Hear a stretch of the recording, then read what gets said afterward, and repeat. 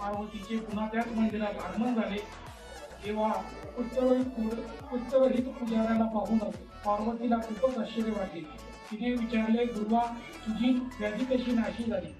तेव्हा तो म्हणाला, माते 16 सोमवाराचे व्रत केल्याने मी व्याधीमुक्त झालो आहे. तो व्रत प्रभाव पाहून पार्वती अगदी थक्क झाली. त्यावेळी कार्तिक स्वामी तिच्यावर रागवून कुठेतरी निघून गेलेले होते. ते परत यावेत म्हणून पार्वतीने संकल्पपूर्वक हे व्रत केले. त्यामुळे कार्तिक स्वामींचा राग शांत झाला. त्यांचे मत परिवर्तन होऊन ते आईला भेटावयासाठी परत आले.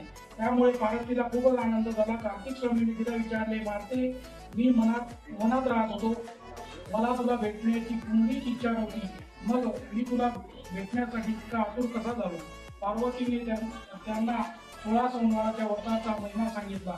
तेव्हा कार्तिक स्वामी म्हणाले, माते, माझा एक ब्राह्मण मित्र तो देशांतरात गेला आहे, त्याची भेट व्हावी म्हणून मी तळमळतो आहे.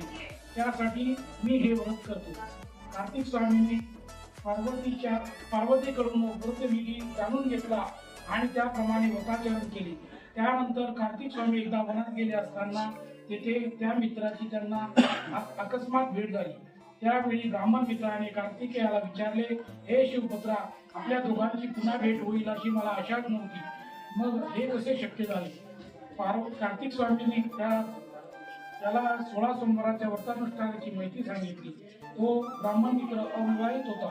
त्याचे लग्न व्हावे म्हणून त्याने मनोभावे 16 सोमवाराचे व्रत केले. व्रत समाप्तीनंतर तो पुन्हा प्रवासाला निघाला. फिरत तो एका नगरामध्ये आला. त्या दिवशी येथील राजकन्येचे स्वयंवर होते. नगर सुशोभित करण्यात आलेले होते. भव्य अशा विवाह मंडपामध्ये देशोदेशीचे राजकुमार जमले होते. तो सोहळा पाहण्यासाठी तिथे तो ब्राह्मणही गेला होता. मुहूर्त अभिषेक केला व तो स्वतः तपश्चर्येला निघून गेला. ब्राह्मण पुत्राला शिवकृपेने व्रत पूर्ण होण्याच्या आतच राज्यपद प्राप्त झाले होते. त्याने व्रत पूर्ण केले. 17व्या सोमवारी त्याला व्रताचे उद्यापन करायचे होते. त्या दिवशी तो शिवालयामध्ये गेला. त्याने आपल्या पत्नीला 5 शेर कणकेचा चुरमा पाठवून देण्यासाठी सांगितले होते. तिने विचार केला, आपला पती राजा असून 5 शेर कणकेचा चुरमा काय मागवतो? लोक चुरम्याला हसतील आणि आपल्या पतीची निंदा करतील. म्हणून तिने 500 रुपये लहान थैल्यांमध्ये भरून मंदिरामध्ये पाठवून दिले. चुरमा वेळेवर आला नाही म्हणून शिवशंकराला राग आला. त्याने आकाशवाणीने सांगितले, हे राजा, तुझ्या राणीने होऊन देण्याचा तुझा सर्वनाश होईल. राजाने प्रधानाशी विचार विमर्श केला. प्रधान म्हणाला, महाराज, जिच्या पित्याने तुम्हाला राजवैभव दिले व त्या राणीचा तुम्ही त्याग केला तर तुम्ही कृतज्ञ म्हणून तुमची मोठी अपकीर्ती होईल. तेव्हा पुन्हा आकाशवाणी झाली, राजा, पत्नीला घरात ठेवशील तर तुझाही नाश होईल. राजा प्रधानाला म्हणाला, देवाची आज्ञा अमान्य करणे अयोग्य आहे. प्रधानालाही ते पटले.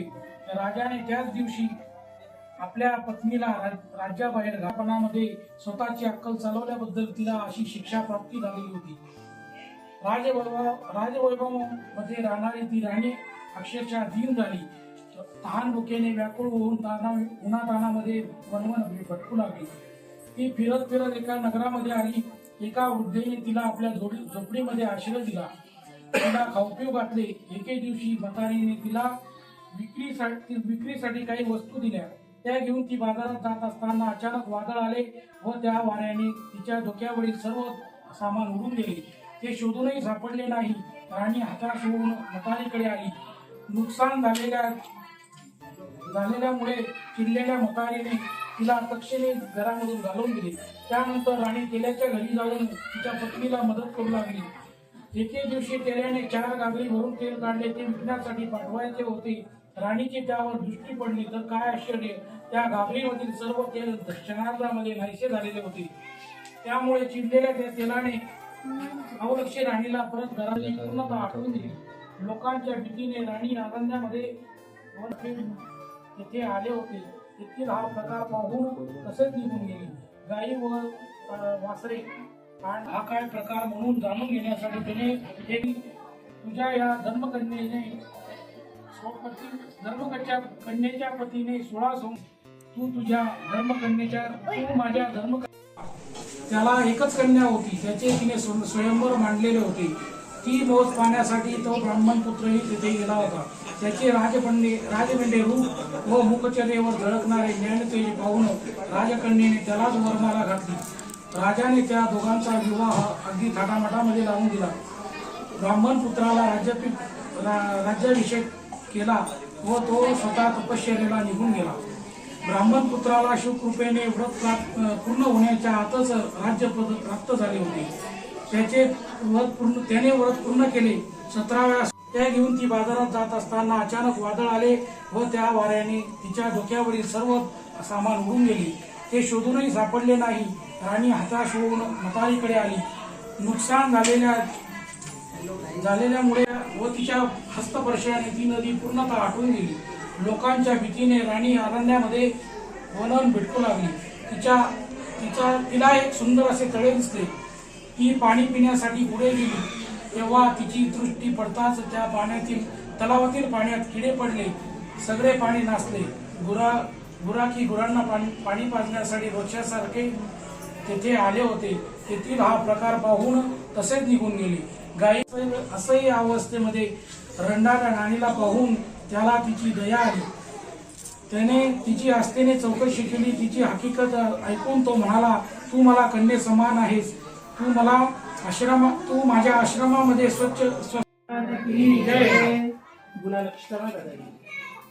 श्रीखंडनं चंदनं दिव्यं गंधाढ्यं समनोहरं विलेपनं सुरश्रेष्ठं चंदनं प्रतिगीयतां भवानी शंकर देवताभ्यो नमः. मंत्राक्षराणि समर्पयामि नमस्कृत्यं गत्वेनः स्थिरता प्रदो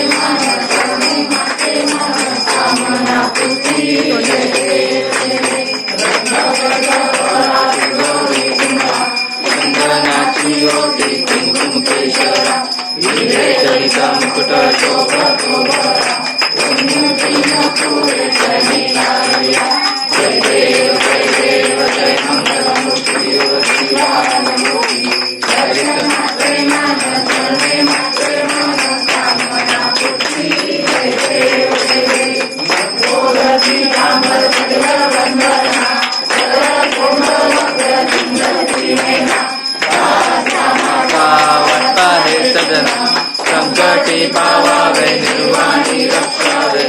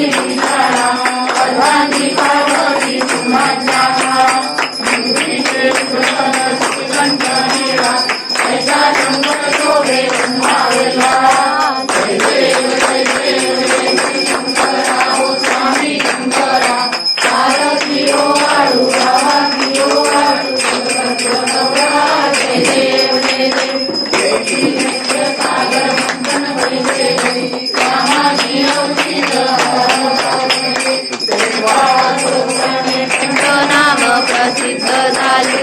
जय देव जय देव जय श्री शंकरा ओ स्वामी शंकरा. पार्वती ओ वाळू भावाती ओ वाळू जय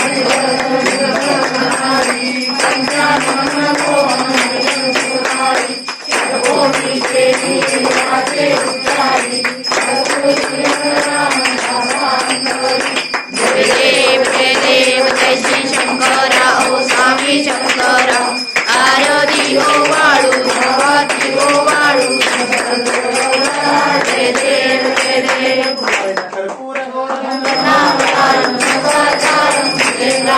सदा वसंतं विद्यारविन्दे भवं भवानी सर्वं नमः. तत्सर्वं श्रीमतां देव प्रसीद परमेश्वर प्रसाद्य वळासिला प्रसीद परमेश्वर घालीन लोटांगण लिंग चरण डोळे तमेव माता पिता तमेव बंधुः सखा तमेव विद्या सर्वं तमेव सर्वं देव कायेन वाचा विशेष देवा तुझ्यात्मावामसलिस्वा कलोग्यं सकलस्मरस्मये नारायणार्यं समर्पिता वल्लभं जानकीनैकं रामचन्द्र हरे राम राम राम हरे हरे हरे कृष्ण कृष्ण कृष्ण हरे हरे हरे राम राम राम हरे हरे हरे कृष्ण कृष्ण कृष्ण हरे हरे गणपती बाप्पा मोरया बोला शिवशंकर भगवान की जय कुलस्वामिनी तुळजाभवानी भवानी माता की जय हिंगलाज माता की जय मुनि महाराज की जय संजयनाथ महाराज की जय देव संतांची नामावे सत्कर्मयोगे वैनादमावे सर्वांची मंगलो भवे ज्या ज्या ठिकाणी मन जाय माझे त्या त्या ठिकाणी